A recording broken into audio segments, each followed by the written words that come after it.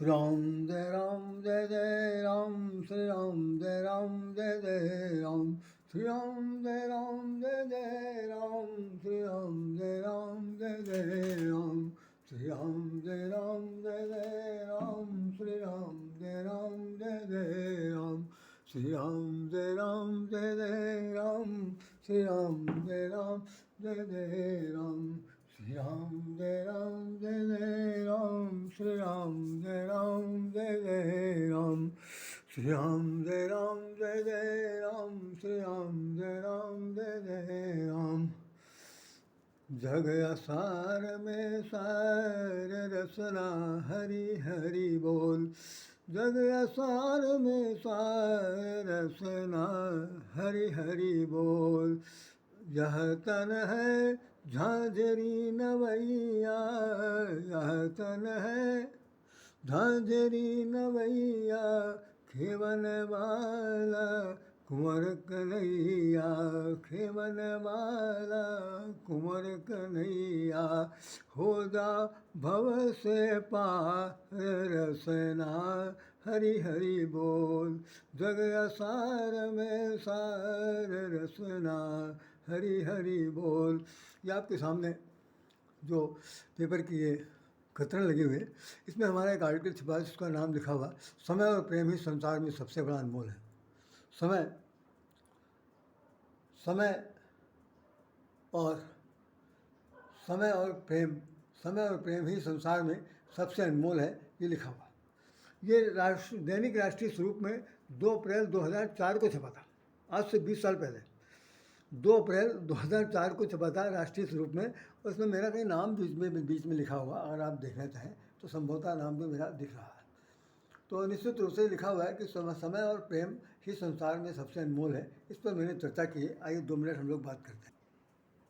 जैसा भी हमने भजन आपको सुनाया कि जग असार में सार रसना हरि हरि बोल यह तन है झांझरी नवैया खेवन हार कुंवर कन्हैया हो जा भव से पार रसना हरि हरि बोल रसना हरि हरि बोल। वास्तव में आज मेरे पास कोई भी इस तरह की टॉपिक वाली बात नहीं थी कहने के लिए। बहुत ही जो निर्धारित समय है उसके आधार पर जिस टॉपिक मुझे बोलना था वो नहीं मिल पा रहा, समय नहीं मिल पा रहा। तो मैं 5 मिनट के लिए आपका अवसर ले रहा हूँ और मैं कहना भी चाहता हूँ जो इतने ही समय में समाप्त हो जाना चाहिए। तो ये जो टॉपिक आज आपके सामने दिखाई पड़ा जिसमें लिखा हुआ है कि समय और प्रेम ये 2 संसार में अनमोल वस्तु हैं। इन 2 समय का जिसे अनमोल कहते हैं, अनमोल समय आप हमें दीजिएगा। और बहुत से लोग कहते हैं भाई बहुमूल्य समय आपने हमको दिया। कुछ लोग बहुमूल्य भी कहते हैं, कुछ लोग अनमोल भी कहते हैं, कुछ लोग अमोल भी कहते हैं। समय के बारे में इस तरह के कह करके उनकी उसकी समय की परिभाषा दी जाती है। दूसरा प्रेम, प्रेम भी बड़ा अनमोल होता है। प्रेम बड़ा हृदयग्राही होता है। प्रेम समर्पण वाला होता है। प्रेम धारा प्रवाह होता है। प्रेम सागर होता है। प्रेम सरिता की धारा की तरह से होता है। अजी प्रेम क्या नहीं होता। प्रेम के जितने स्वरूप, जितने लोग हैं, जितने तरह के लोग अब तक धरती पर पैदा हुए हैं, उन सब लोगों ने प्रेम को अपने अपने रंग से कहा सुना। कहते कहते प्रेम का कहने वालों का जी नहीं भरा जी नहीं भरा।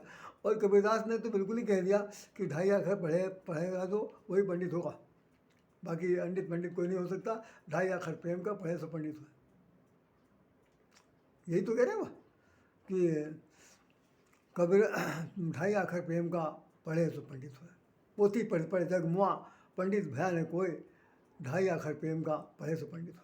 वो पंडित कौन से लोग हैं जिनके बारे में बताना चाहते हैं। पंडित का मतलब यहाँ जात से बिल्कुल नहीं है। पंडित का मतलब विद्वान, पंडित का मतलब एक्स्ट्रा ऑर्डिनरी लर्नड पर्सन। पंडित का मतलब वो व्यक्ति जो जो संसार का सार तत्व लेकर के इस मस्तिष्क मंडल में समाहित कर रखा, उसका नाम पंडित है।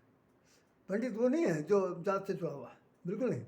पंडित कोई हो सकता है, कोई भी हो सकता है, किसी भी जात को। और यहाँ रामचरितमानस में तो व्यंग के रूप में गोदामी लिख दिया, पंडित से जो गाल बजावा। पंडित जो पंडित उसे कहते हैं कलकाल में जो अपना खाया पिया मस्त है, अपना पान पूछ रहा हो, जहाँ मन आवे उसको मुँह पर थूक दे, कहो किसी के ऊपर डाल देवे, उसके बाद अपनी मस्ती में मस्त है, उसको कोई कुछ नहीं। क्या बात भाई? अरे भाई बहुत प्रकांड पंडित है, बहुत प्रकांड पंडित है। और ऐसा पान पूछ रहे हैं कि अभी मेरे ऊपर उगल देंगे तो परवाह नहीं पड़ता। मुझे एक ऐसा चांस मिला, इसी दैनिक जागरण में मैं एक सज्जन पास गया था, उन्होंने मेरा आर्टिकल छापा और आर्टिकल छापने के बाद उन्होंने किसी दूसरे के नाम कर दिया। हमने जब उनसे मिले तो उस वक्त वो बैठे किस हालत में थे, जरा सुन लीजिए। मैं टॉपिक इससे जुड़ा हुआ नहीं, लेकिन फिर भी बता दे रहा हूँ। दोनों पैर उनके मेज पर थे, पान का बीड़ा इतना मुंह में भरे हुए थे कि मुंह से आवाज़ नहीं निकल पा रही थी, आवाज़ नहीं निकल पा। और वो मुझसे कम से कम 20 साल छोटे होंगे, ये 100% समझिए 20 साल मुझसे छोटे थे। और वो इतनी धृष्टता, इतनी मूर्खता, इतनी बेहूदापना कर रहे थे कि वो मेज पर बैठे, चूँकि उनके पास संपादकीय का कार्य था आर्टिकल छापने का, तो वो अपने आप को सुप्रीम पावर समझ रहे थे। तो मैं जब पहुंचा, हमने कहा वो साहब आपने हमारा आर्टिकल छाप दिया है, तो कहने लगे आपको ब्लैक लिस्टेड कर दिया गया। हमने वो क्यों? कहने आपका वही आर्टिकल दूसरे अखबार में छप गया। तो हमने कहा वो नहीं छपा। ये तो मैं चुनौती के साथ कह सकता हूँ, मैं तो चुनौती के साथ कहता हूँ, मेरा आपका जो छपा है वो दूसरा है, वो उनके यहाँ जो छपा दूसरा है। तो कहे नहीं, तो मुँह से आवाज़ नहीं निकल रही। तो मैं यही सोच रहा था कहीं अभी इनका पान के पीछे मेरे मुँह पर ना आ जाए। तो हमने कहा ठीक है भैया, बहुत बहुत धन्यवाद, जाइए। तो ये मैंने एक बात बता दिया कि आदमी धृष्टता कितनी हो सकती है कि प्रकांड पंडित बनने के तो शौक में तो वो पान खाए हुए मुँह से कुछ नहीं कह पा रहा, कहता चला जा रहा। और गोस्वामी जी ने एक बात और लिख दिया, जाके नख अर्जुटा बिसाला ते तापस कलजु कलकारा, जिसमें लंबे लंबे लंबे लंबे बाल खाए हुए, नाखून है, ये है, वो है, दिखावा है, उनको सब समाज के लोग जो है ना वो कलकाल में तपस्वी कहते हैं। बहुत बड़ा ज्ञानी, बहुत बड़ा विज्ञानी। और उन्होंने दूसरी तरफ क्या लिख दिया, झूठ मस्करी जो को जाना कल जुग सोई गुणवंत बखाना।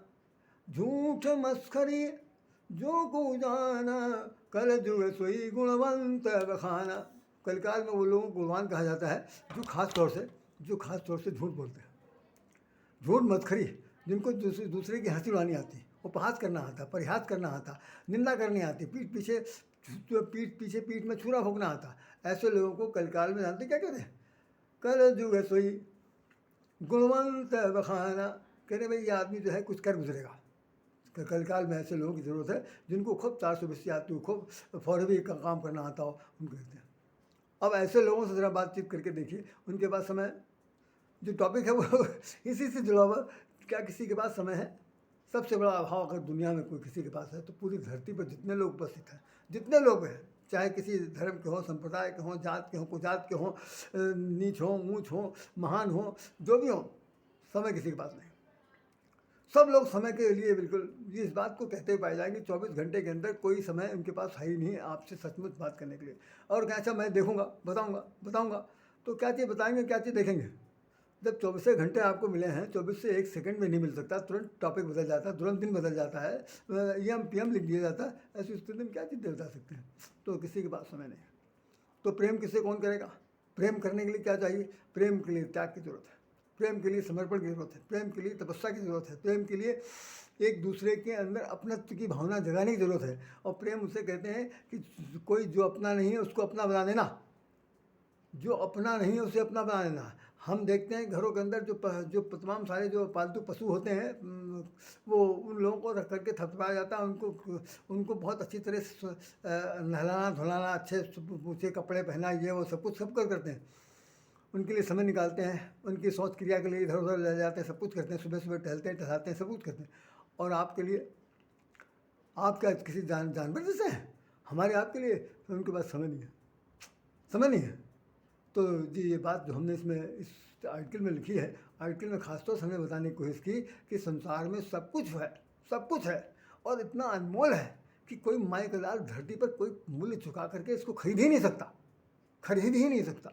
और उस न खरीदने जाने वाले वस्तु में प्रेम को इस तरह से लोग स्वीकार करते हैं कि भाई हम तो भाई सबसे प्रेम करते हैं। सच्चाई यह है किसी से नहीं करते, वो सिर्फ अपने आप से करते हैं और यहाँ तक कि कभी कभी घर वालों से भी नहीं करते। उनकी स्टाइल ये होती है कि भाई वो मैं भली मोर खसम दुनिया से क्या मतलब, मेरा चोला मस्त होता नहीं कि मन चंगा तो कठौती गंगा। ये है कि अपना मन मस्त है, खाओ पियो मौज मारो, चार दिन की ज़िंदगी फिर अंधेरी रात। ये सब सोचने वाले लोगों के लिए समय अनमोल है या बिल्कुल मोलदार है, कोई मतलब नहीं। तो ये कहानी कथा बताना चाहती है कि संसार में यदि जीवन जीना है तो ये झांझरी नवैया, ये शरीर जो मिला है एक प्रकार का चलती फिरती जो है वो लकड़ी की नौका जैसी है। पानी में बैठी है तो गीली होकर के सड़क ख़त्म हो जाएगी, और नहीं तो ऐसे ही झांझरी नवैया माने बिल्कुल झज्जर जैसी है। तो इसको खेने वाला भगवान है, भगवान श्री कृष्ण है या राम है, तो कम से कम आप उनका नाम लेकर के पार हो जाइए, नहीं तो फिर तो जो होगा सो आप भी जाने, हम लोग कर नहीं बता पाएंगे। तो इसमें एक बात क्या, अभी मैं पूरी डिटेल ना दे करके सिर्फ इतना बताना चाहता हूँ कि इस झांझरी नवैया में एक चीज़ गोस्वामी ने बड़ा सुंदर ढंग से लिखा है रामचरितमानस में कि अब आप ज़्यादा समय हो जाएगा, दो ही मिनट और लूँगा मैं। तो उसमें वो लिखते हैं कि ऐसो को उदार जग माहे, संसार में ऐसा कौन व्यक्ति है जो भगवान जैसा उदार हो, बताइए। इतना बड़ा सर्टिफिकेट कोई दे सकता है? लेकिन गोस्वामी जी ने कहा ऐसो को उदार जग, ऐसो को उदार जग माही, ऐसो को उदार जग माही, बिनु सेवा जो द्रवय दीन पर, राम सरिस को नाही। बिनु सेवा जो द्रवय दीन पर, राम सरिस को नाही।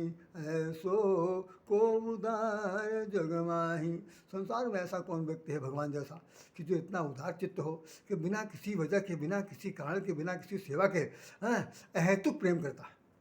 हम आप सब लोगों से उसका स्नेह है। वो बिल्कुल एक तरह जैसे हमने अभी ने बताया कि वो नट मटकट सभी नचावा, तो वो भी एक प्रेम है उसका। नहीं तो अगर उसको नचाने जाने कोई तो अलग अलग सामान मालूम थोड़ी नहीं है। अभी डोर बोर छोड़ के जहाँ तो आप गिरो, एक उदाहरण दिया हुआ था कि जिस वक्त जब सेतुबंध रामेश्वरम की स्थापना हो रही थी तो भगवान से कहा गया भाई पहला पत्थर आप ही डालिए, शुरुआत आपकी जाए, क्योंकि तब से ये नील नल सूखने जा रहे। भगवान ने जैसे पत्थर डाला ज़मीन में, वो पानी में घुस गया, पहला तलैटे में चला गया। भगवान बहुत पका गए कि ये क्या हुआ। सब लोग कहेंगे भाई ये ईश्वर है, ये हालत इनकी। हम लोग तो सोच रहे हैं कि पानी अभी नल नील छू लेंगे तो ये तैरने लगेगा, और इन्होंने डाला दे दिया। तो हनुमान जी कहने कि आप परेशान बिल्कुल ना होइए, परेशान ना होइए। आपको आप अपने बारे में तो आपको पता है नहीं, पता तो हम लोग हैं। अरे जिसको आप खुद छोड़ना चाहते हैं, जिसको आपने अपने हाथ से गिरा दिया, अरे तो वो आदमी जाएगा कहाँ? धरातल में जाएगा, रसातल में जाएगा, पाताल में जाएगा, कहीं और जाएगा, गिर पड़ेगा। जिसको आप पकड़े हैं उसको संसार में कौन छुड़ा सकता है? तो ये जो बंधन है, इनको तो काम दिया गया, वरदान दिया गया, इसके आधार पर काम कर रहे हैं। सच्चाई ये है कि आप सब कुछ हैं, और आपने जिस पत्थर को छोड़ दिया है, वो पत्थर वास्तव में वो दुर्भाग्यशील था, तभी वो चला गया। नहीं तो जमीन धरती में जाने का उसको कोई औचित्य नहीं था। तो आप बिल्कुल परेशान ना होइए, राम राम है। तो उन्होंने रावण का भी एक उदाहरण आता कि रावण, उसकी पत्नी ने भी कहा कि आप भी पेड़ डाल के देखो जरा पत्थर। उसने डाला तो तैरने लगा। तुमने कहा तुमने क्या सोच के कहा, तुमने क्या सोच के कहा जो पानी में तैरा? तो वो कह रहा है कि हमने भगवान का नाम लिया था, राम का नाम लिया था कि देखो राम के नाम पर तो वो पानी में घुस गया था, मेरे नाम पर पानी में जाएगा कि नहीं जाएगा? तो राम का नाम लेते ही पानी में तैरने लगा। तो कहने लगा पानी में तैरने लगा राम का नाम लेने से, और राम ने अपना नाम लिया नहीं, तो पानी में चला गया। कहने का तात्पर्य सिर्फ यह है कि भगवान सबको चाहता है, सबके लिए प्रिय चाहता है, लेकिन उसके द्वारा अगर कभी उसकी उपेक्षा हो गई या उसने आपकी उपेक्षा कर दी तो संसार में फिर जीना मुश्किल हो जाएगा। अनमोल प्रेम है, ये अनमोल प्रेम को आप समझने की कोशिश करें, और इस समय को जो अनमोल मिला है उसमें से समय काटिए। और भैया मैं तो समय चाहता हूँ, सबसे कहूँगा कि समय की चोरी करिए, अपने लिए नहीं, हित के, अपने संसार के, अपने परमार्थ के लिए कुछ ना कुछ ऐसा कुछ करिए जिसके आधार पर आपका जो ईश्वर प्रदत्त गुण मिला हुआ उसको साकार रूप सा दिया जा सके, स्वारस्य किया जा सके। अन्यथा तो भैया सब लोग आँख मूंदेंगे, सभी की मृत्यु होगी, सभी संसार से विदा हो जाएंगे। ऐसी स्थिति में मेरी प्रार्थना यही है कि राम कहत चलो, राम कहत चल, राम कहत चलो, राम कहत चलो, राम कहत चलो भाई रे, दादिन तेरे को न होई है, दादिन राम सहाई रे। इन्हीं शब्दों के साथ राधे श्याम राधे आपको हृदय समर्पण करता। जय श्री राम।